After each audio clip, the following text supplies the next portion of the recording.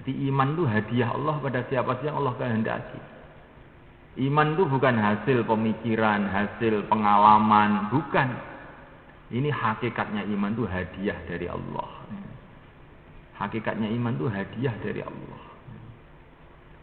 Walaupun orang itu sudah melihat surga, sudah melihat neraka langsung pun, gitu. Kalau Allah nggak kasih iman, nggak bisa iman. Kalau Allah nggak kasih iman, nggak bisa iman. Seperti iblis laknatullah alaih. Sudah melihat surga, melihat neraka, kumpulannya dengan para malaikat. Tetapi Allah tidak memberi hidayah kepada iblis ini. Maka iblis itu kana minal kafirin, jadi orang kafir. Jadi makhluk yang kafir. Maka sudah mulaikan Allah Ta'ala untuk mendapatkan iman ini, mulaikan Allah Ta'ala. Maka kita mesti senantiasa doa kepada Allah. Ya Allah, berikanlah pada aku iman yang benar, iman yang sahih, iman yang Kau ridhai. Doa kepada Allah SWT. Kemudian yang kedua semuanya, kita perlu tahu sejarah. Sejarah bagaimana datangnya iman kepada manusia ini. Datangnya iman kepada manusia ini untuk manusia, bukan untuk malaikat. Datangnya iman kepada manusia ini setelah manusia itu mendengar kalimah-kalimah iman yang didakwahkan oleh para nabi, para rasul alaihi wassalatu wassalam. Setelah ada dakwah iman, barulah ada orang iman di dunia ini. Dan para nabi ini pun Allah Ta'ala, para nabi ini pun yang orang-orang suci ini mereka mendapatkan iman yang hakiki, iman yang sebenarnya itu juga setelah mereka mendapatkan kalimah-kalimah iman, yaitu mendapatkan wahyu dari Allah SWT. Setelah mereka mendapatkan wahyu yang berupa kalimah-kalimah suci yang berkaitan dengan iman, maka barulah iman mereka ini sempurna. Walaupun sebelum itu kan hati mereka ini hati yang maksum, hati yang suci. Tetapi kesempurnaan itu setelah mereka mendapatkan wahyu. Setelah mereka mendapatkan kalimah-kalimah iman dari Allah SWT. Kemudian para sahabat mendapatkan iman setelah mendengar kalimah-kalimah iman ini dari Rasulullah SAW. Kemudian generasi setelah sahabat mendapatkan iman setelah mereka mendapatkan kalimah-kalimah iman dari para sahabat. Begitu terus menerus sampai sekarang ini. Jadi semuanya untuk mewujudkan iman itu pertama kali harus ada suasana dakwah iman. Tanpa adanya suasana dakwah iman, maka iman itu akan jadi lemah. Bahkan bisa-bisa hilang. Maka suasana dakwah iman itu perkara yang sangat penting. Maka iblis laknatullah alaih usaha bagaimana manusia hilang imannya. Bagaimana caranya? Dijauhkan dari suasana dakwah iman. Qabil yang putranya Nabi Adam sendiri. Asalnya ini Masya Allah, anaknya Nabi, di rumahnya Nabi lahirnya. Tentu imannya sangat tinggi.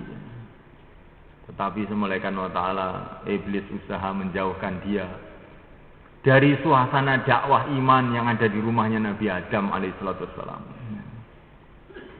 Dia dibikin bertengkar dengan adiknya. Akhirnya adiknya dibunuh. Akhirnya Qabil lari dari suasana agama, suasana iman yang ada di rumahnya Nabi Adam, bikin kampung sendiri. Mulai saat itulah Qabil merosot sehingga akhirnya hilang agamanya. Jadi ini dakwah perkara yang penting mereka. Ini anaknya Nabi, anaknya Nabi.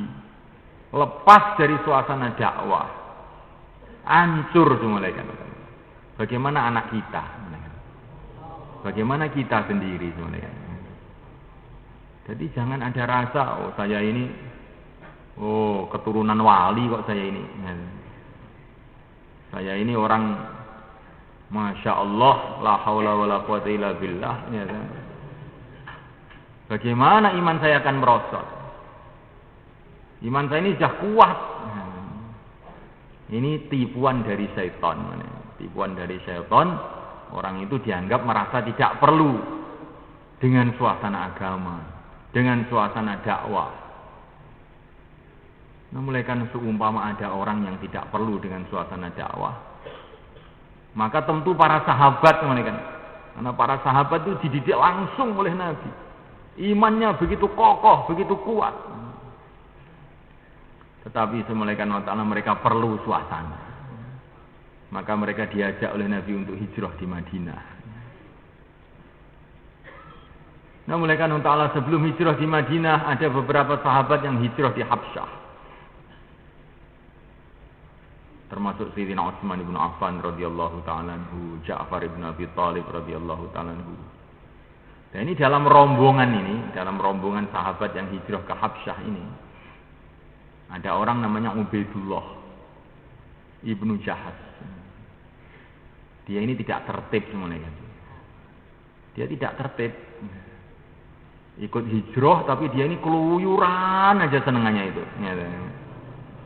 Keluyuran, jadi tidak bersama teman-temannya, keluyuran ke sana kemari. Ini suaminya Ummu Habibah. Maka Ummu Habibah itu risau mengenai suaminya ini. Dia mimpi suaminya itu tahu-tahu wajahnya itu berubah menjadi hitam, jadi seperti kera. Tambah sedih lagi ini istrinya. Maka istrinya bilang, "Hai suamiku, kamu itu jangan seperti itu. Saya tuh mimpi buruk mengenai kamu ini. Ini peringatan dari Allah, jangan kamu seperti itu." Tapi dia tetap keluyuran saja, nggak mau ngumpul dengan teman-temannya. Akhirnya dia rusak, meninggalkan agama di Habsyah sana. Padahal ini sahabat kan, gara-gara tidak mau bareng-bareng. Akhirnya hilang habis itu. Maka pentingnya semulaikan ta'ala kita membuat suasana agama, suasana dakwah iman, suasana taklim, suasana ibadah, suasana akhlak di rumah kita, di masjid kita, di kampung kita, di markas. Sebentar lagi Juli Istimewa Indonesia. Untuk apa ini semulaikan ta'ala? Supaya suasana dakwah itu hidup di kalangan umat ini lagi. Ketika suasana dakwah itu hidup, pada zaman Nabi dan para sahabat, zaman tabi'in, tabi'ut tabi'in, dakwah itu menghidup betul.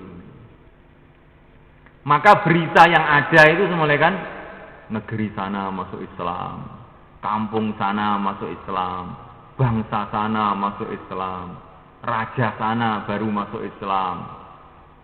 Itu zaman itu yang terjadi. Pasukan Islam di sana dapat nusrah ghaibiyah. Pasukan Islam di sana dapat pertolongan Allah. Itu zaman ketika dakwah masih kuat. Ketika dakwah merosot, mulaikan ta'ala, merosot. Apa yang terjadi? Arus balik. Arus balik.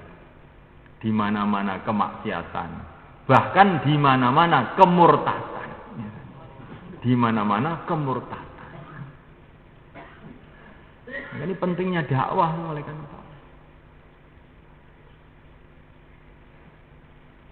Ibadah saja semulaikan Allah Ta'ala tanpa adanya dakwah, nanti ini bahaya.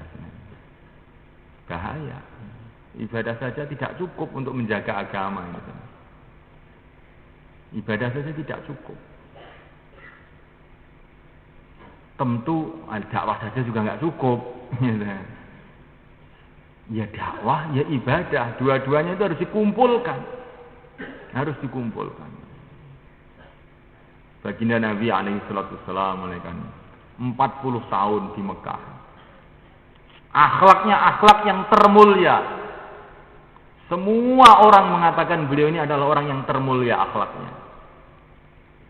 Wajahnya yang paling ganteng.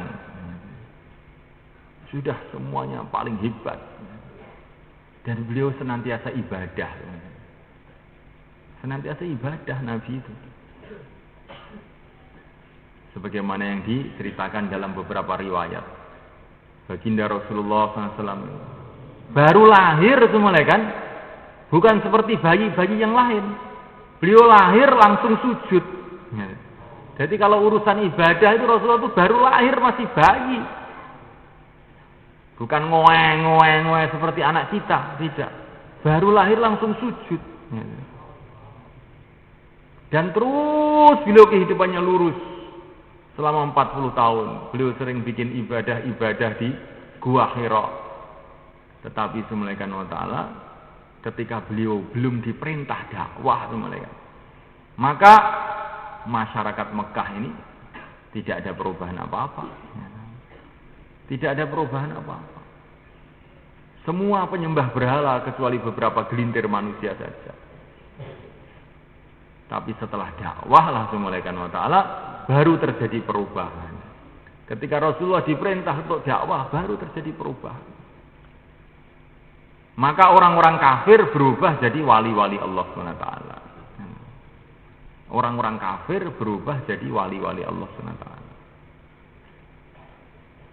Tapi kalau tidak ada dakwah Subhanahu wa ta'ala, anak cucunya para wali naudzubillah bisa jadi kafir. Contohnya apa? Contohnya di Mekah itu.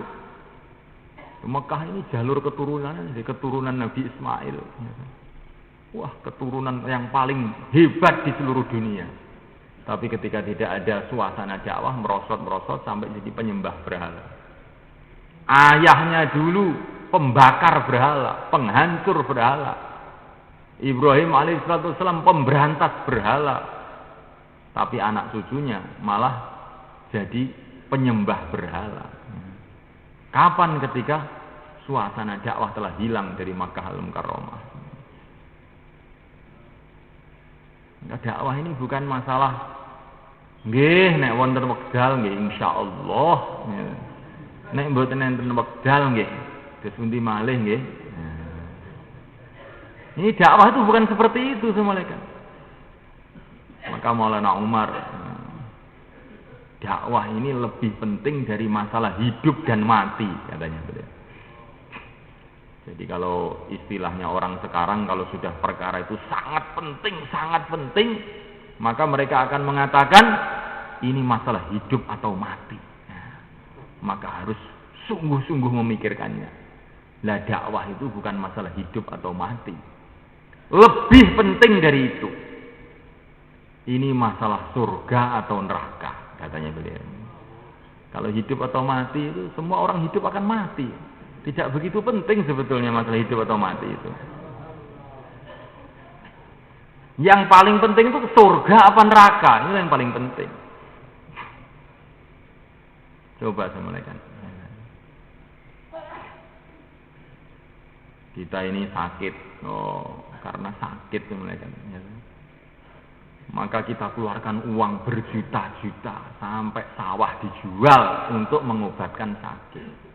Karena kita ini takut mati. Iya enggak semuanya? Padahal walaupun sudah diobati, sembuh pun ya mati juga. Coba semuanya. Ini jasmani kita enggak akan bisa kita selamatkan. Walaupun diobati seluruh obat pun akhirnya akan mati juga. Nah ini rohani ini yang perlu diobati semuanya. Sekarang kalau kita jasmani kita sakit, dikasih tahu oleh dokter, kamu harus mondok di rumah sakit 40 hari atau 4 bulan, kira-kira bagaimana? Ya kita akan siap, terpaksa siap. Walaupun repot, walaupun pegawai negeri, walaupun presiden, kalau sudah dinasihati sama dokter harus masuk rumah sakit.